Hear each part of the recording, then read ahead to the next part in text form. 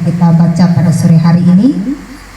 Akhir dari kehidupan Raja Ahazia pun demikian.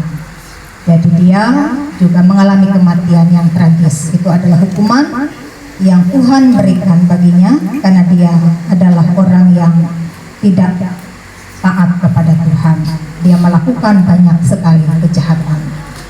Nah, Bapak Ibu Saudara dikasih dan diberkati oleh Tuhan, cerita lengkap dan jelas sudah kita baca, bahwa kembali ke awal Raja Ahazia ini kenapa kemudian dia mengalami hal demikian.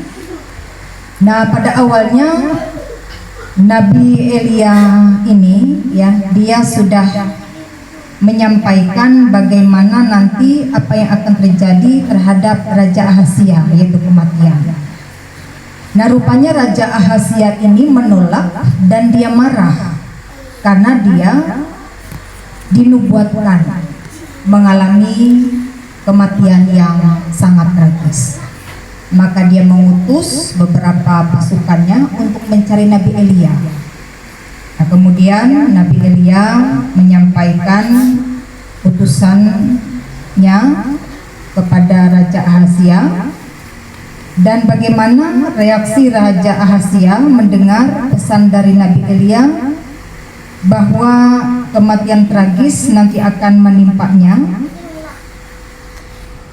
Kemudian Raja Ahazia menjadi marah dan dia kemudian mengutus pasukannya kembali untuk ingin menangkap Nabi Elia. Nah, Bapak Ibu Saudara yang dikasih dan diberkati oleh Tuhan kita Yesus Kristus. Jadi nas kita pada sore hari ini, pesannya bagi kita adalah sangat penting bagi kita untuk senantiasa hidup setia di dalam Tuhan. Jadi jangan pernah mendua hati, karena orang yang mendua hati itu tidak akan pernah tenang di dalam hidupnya. Baik itu mendua hati dalam kehidupan rumah tangga, jadi tidak boleh mendua hati, harus setia kepada pasangan. Kemudian juga tidak boleh mendua hati di dalam Tuhan. Jadi hanya Tuhanlah yang kita sembah, kita muliakan dan kita agungkan. Kita tidak boleh menyembah kepada Baal, kemudian kita juga tidak boleh menyembah patung, pohon, kemudian batu-batu tidak boleh. Ya, kita hanya boleh menyembah Tuhan, karena seperti Raja Ahazia dan raja-raja sebelumnya, karena mereka menyembah kepada ilah, maka mereka pun dihukum oleh Tuhan. Itu adalah bahaya dari penyembahan berhala, bahwa Tuhan sungguh sangat tidak berkenan kepada orang yang melakukan penyembahan berhala. Nah, kemudian sebagai seorang raja, seharusnya Ahazia ini adalah seorang pemimpin yang merangkul rakyatnya. Harusnya dia menjadi seorang pemimpin yang mengayomi dan melindungi rakyatnya, memberikan kesejahteraan, keadilan, dan keamanan. Tetapi justru sebaliknya yang dilakukan oleh Ahazia adalah dia justru menjadi sumber daripada munculnya konflik ya di kehidupan orang Israel. Jadi karena persoalan dia tidak memimpin dengan baik, dia adalah seorang raja yang korup, seorang raja yang jahat, sehingga banyak sekali persoalan yang terjadi di dalam kehidupan bangsa Israel. Banyak orang yang menderita, miskin, kemudian orang tidak sejahtera, kemudian banyak sekali ya permusuhan terjadi. Karena orang yang tidak takut, orang yang takut akan Tuhan, itu pasti hidupnya melakukan yang baik sesuai dan seturut dengan kehendak Tuhan. Tetapi karena Raja Ahazia ini tidak takut sama sekali akan Tuhan, dia melakukan penyembahan berhala, sehingga itu berdampak sekali dalam kehidupan bangsa Israel. Ya, bahkan secara katakanlah terang-terangan dia mengajak orang Israel untuk menyembah berhala. Itulah banyak sekali terjadi konflik, dan konflik ini sangat-sangat berbahaya sekali, Bapak Ibu. Kenapa terjadi konflik? Konflik terjadi karena kesalahpahaman, karena beda pandangan. Jadi Raja Ahazia mengatakan mari kita menyembah berhala, tetapi sebagian juga ada yang tetap mau taat kepada Tuhan, mereka taat mau menyembah Tuhan, sehingga terjadilah permusuhan dan konflik ya, dalam kehidupan Israel ada yang taat, ada yang tidak taat. Jadi yang tidak taat ini tadi, ya raja ini tadi berusaha untuk memburu dan membinasakan mereka yang taat.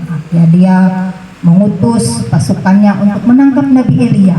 Karena Nabi Elia selalu menyuarakan kebenaran, dia meminta supaya umat meninggalkan penyembahan berhala. Jadi raja ini merasa terganggu dengan Nabi Elia, sehingga dia berusaha untuk menangkap dan membunuh Nabi Elia. Apalagi Nabi Elia sudah menyampaikan nubuat nanti Raja Ahazia katanya akan mati secara tragis. Nah, kita lihat bahwa pasukan-pasukannya juga terbakar, demikian juga Raja Ahazia pun mengalami hal yang demikian. Jadi kita harus pahami Bapak Ibu bahwa untuk menghindari adanya konflik dalam kehidupan kita baik keluarga maupun dalam kehidupan kita berjemaat maupun bermasyarakat, jadi kita harus senantiasa saling menghargai, menghormati satu dengan yang lain.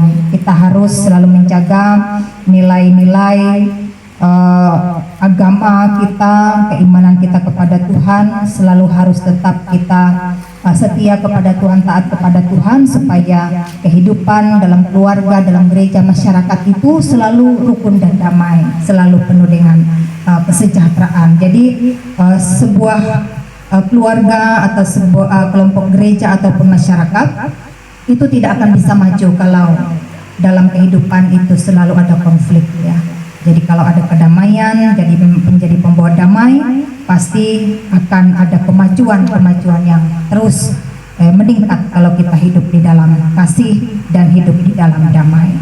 Nah, kemudian Bapak Ibu Saudara, yang kedua apa yang dilakukan oleh Raja Ahazia adalah dia adalah seorang raja yang korup, ya.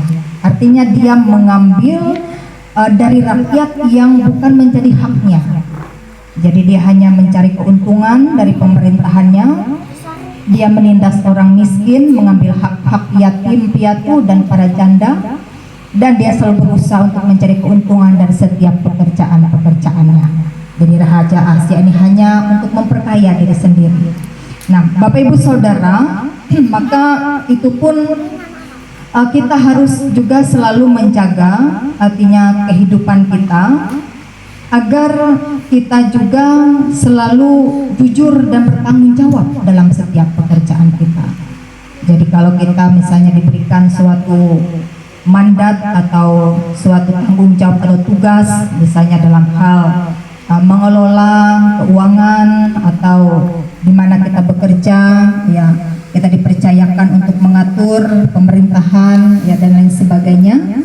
Jadi kita harus artinya melaksanakan amanah yang Tuhan berikan kepada kita, yaitu dengan kita selalu jujur, kita peduli, kita mandiri, kita disiplin, kita bertanggung jawab, kerja keras, sederhana, berani, dan adil. Jadi seorang pemimpin itu adalah perpanjangan tangan Tuhan.